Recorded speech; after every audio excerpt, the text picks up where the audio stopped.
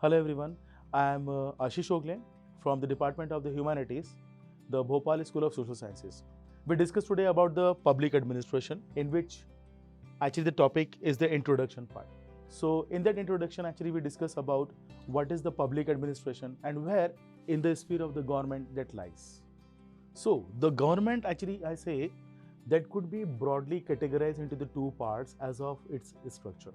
So on one hand we can say to that as of the political structure, on other hand that we say as of the administrative structure. So a very important thing when I say about the political structure, so the members of the political structures generally we call as the politicians. As similarly, when I say about the administrative structure, in that administrative structure, whoever the members that we call as the administrators or the civil servants. What is the difference between them? What is their important characteristics? We discuss here in detail. Just like as I say about the politicians, so that's actually are generally the representative of the peoples. So in India like country, which is actually the democracy, having the particular govern the country by their own peoples, representatives. So the politicians, all of the politicians are the representative of the people in the country. The second thing, they are actually the elected members. So definitely just to giving the representation, they need to be get actually elected from a particular group of the people that actually we call on the basis of the territorial area. We call to them as the constituencies. So the another important thing, they are not have any types of the educational qualification in course of appear and that can say to contest any kinds of the elections. That is a very important thing. Next, if I say they have no any job specific trainings. Okay, so basically they even having no any kinds of the training perspective in which actually they can appear into the any kinds of the particular, okay, what the job or whatever actually the particular we can say where they will go and whatever the activities and the duties responsibilities would be played by them, they have no any kinds of the specific formal training or even the informal training for them. And finally, at the end, they are non-permanent. So the non-permanent means what? So very simple. Actually, initially they are elected for only the 5 years, but they will actually get complete their 5 years. No. So actually the very important thing. Okay, so that is actually the most important characteristics of the political structure to whom actually I say about the politicians. On other hand, when we say the second structure is we call as the administrative structures. In that administrative structure, whoever, as I already say, are actually the members we call as the administrators or the civil servants. Basically, whoever the civil servants, they all are very important. Number one, they are the employees of the government. What it says, it means the very important thing, they are, okay, basically, if I just say about their characteristics, they are basically the employees. Why? I say about the political structure here. So they are not the employees, but the representative. That is the basic first more important actually the difference between them. The number two that I say about they are selected on the basis of the merits. It means that the basis of the merit, it means actually for their selection or their appointments, generally actually we do conduct a kind of the examinations. Just like in India, we have the UPSC and the MPPSC. These are the two very important constitutional recruiting agencies of the India do conduct the examinations by which this particular, okay, people's having the selections after the examinations. So the next very important thing, they have the specific technical and educational qualifications. So very important, if they have a specific qualifications, whichever actually prescribed for the different kinds of the post, for that post they just come and actually do apply, and on the basis of that particular application, then they could actually have appear in the examination which is conducted for the merit system. So these are the particular civil servants. And the next very important thing, they are trained after the selections. A very simple thing.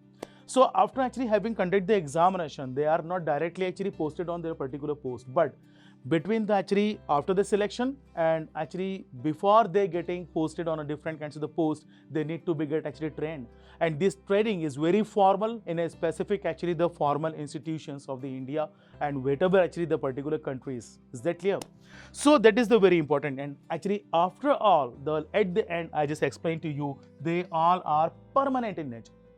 So basically, in just opposite to that of the politicians, they are the permanent in nature. That is a very important aspect over here.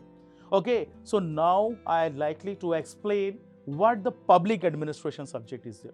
So generally, as of the public admission, generally we do study into the higher education level, so that many of the students who do not have any kinds of the orientation during their schooling, so could not know what is the public administration. So that is, now I explain. When I say about the public administration, so basically we are speaking and studying about these persons to whom we are called as the administrators, to whom we are called as the civil servants, who are actually the parts of the administrative structure of the government. Is that clear? So now if I do compare, so basically they are more mature than that of the actually politicians. Basically, if I just do compare the politicians who are generally called as the ministers. So these ministers are only the face of government. They do nothing. Everything, whatever they do with that of the help of the administrators. So basically for any of the decision making, or actually we say about the policy making, or any kinds of the, say, okay, so any kinds of the activity if you would like to have into the government setup, basically only by that is the actually administrators they are performing. So our main topic or the particular study of the public administration subject is only toward to the study of the administrative structure of the government, in which we discuss what is the structure, it is the physical structure, what is actually the processes that actually they perform over here. The next very important thing, what kinds of the different actually structures or the organization we call, what are the very important principles and the theories and as well. But before actually we discuss them all, actually I am just going to discuss with that of the introduction part only. So here only I given a particular overview to you, and now actually I am going to next. Okay, so now we discuss about the meaning of public administration. So to understand the actually meaning of public administration, first actually we divide them into the two actually terminologies as of they are associated. The first we discuss about the public, it means what, and next we discuss about administration, it means what. So the word public, as simple, actually the public means the government.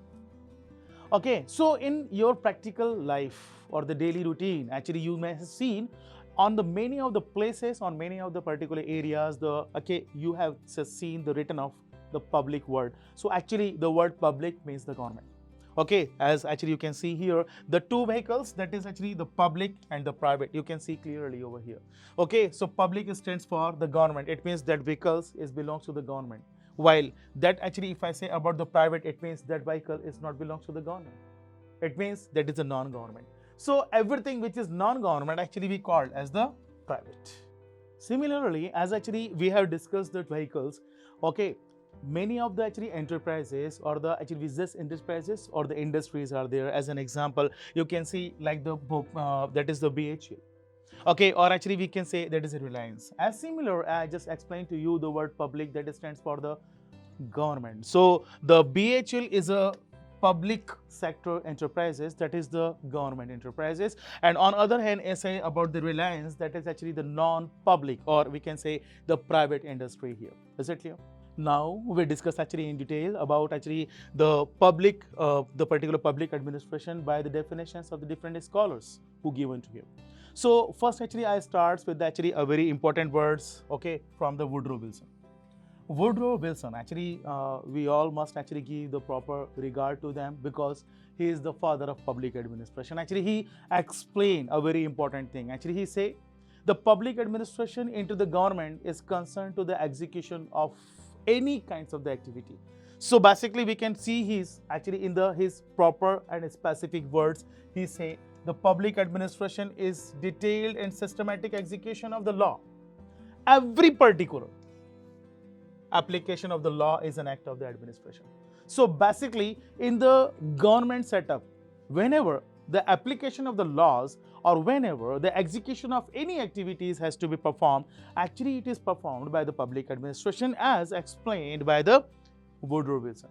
While on other hand, there is one of the very important actually the personality, that is the Herbert Simon. If I say about the Herbert Simon, he is actually say the again its main function is what? The public administration means the common usages, the activities of the executive branch. The activities of the executive branch which is performed on any of the level, that is on the national or the state or the local bodies. So that is actually we called as the public administration in the words of the Herbert Simon.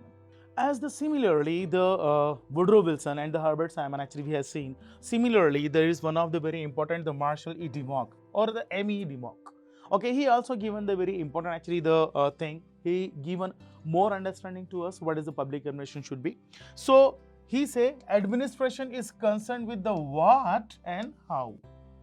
Okay, he say the public administration concerned with the what and how. So in which actually he say what is the subject matter, while actually he say about how is the techniques of the management, what we do. So basically he just explained in this matter. So actually as an example, there are the particular number of techniques we do perform any kinds of the functions. But what we are doing, that depends on that. As similar is that actually I just putting over here one of the example. Okay, so the technique to pick up anything is very same. Okay, anything actually I do pick up any of the things, that is very same. But that depends how gently, delicacy, or with how strongly you just hold any of the things or pick up, that depends on the subject matter what you are picking. Okay, what you are actually holding. Is that clear? So similarly, there is a two things De Mock clearly explained. That is what De Mock say what it stands for the subject matter. It means, is that the glass? Is that the particular hand of the someone, or it is the particular stick of the, or the particular button of the iron. So how you hold that, okay, that is depends on the particular subject matter, but the technique of the holding will be the same. So the techniques stands for the management. Is that? So similarly, actually one of the very important actually the person, that is Willoughby. Okay, he is W.F. Willoughby. Actually, as we have discussed about the actually Marshall E. De Mock, similarly the W.F. Willoughby also trying to explain in a very more actually the words and very clarity. He said the public administration could be seen into the two way. Okay, we have the two views to see the public administration. The worst, okay, that is what in its broadest sense, and the another that is in the its narrowest sense. So as you all see, that is if I say about the government, so government actually having the three important branches. The first, the legislature, the executive, and the judiciary. These are the three very important actually we can say the branches of the government which having a specific functions to perform. As of the legislature has its main function to perform the lawmaking. Similarly, the executive branch is completely concerned to perform the functions. Okay, that is whatever the laws made into the legislature, that is actually implemented or executed by the executive branch. Similarly, when I say about the judiciary, its main function is what? Okay, the explanation of the implementation or the lawmaking or any of the ambiguities arises. So that is finally at the end interpreted and explained by the judiciary. So now you can easily see over here that actually what I'm just explaining here, like just the Willoughby say very important thing. Willoughby say very important thing. He say in its broadest manner. Broadest stands for, okay, it denotes the work involved, the actual conduct of the government affairs, and regardless of its the particular branch of the government. It means, okay, the particular government, as I explained, that is of the three branches: legislature, executive, and the judiciary. So basically, in its broader sense, the public administration is concerned with all three branches without any particular. While in its narrowest sense, we say, so some of the scholars are say actually just having the meaning of that public administration in its narrowest way. It means they are saying public administration is only associated with the executive branch of the government. They have no any relation with the judiciary. So that was a very important aspects explained by the W.F. Willoughby in his definition. As I say, that is actually W.F. Willoughby. He just only explained, but we can categorize to all of these scholars who given their contribution for the explanation of public administration into the two views.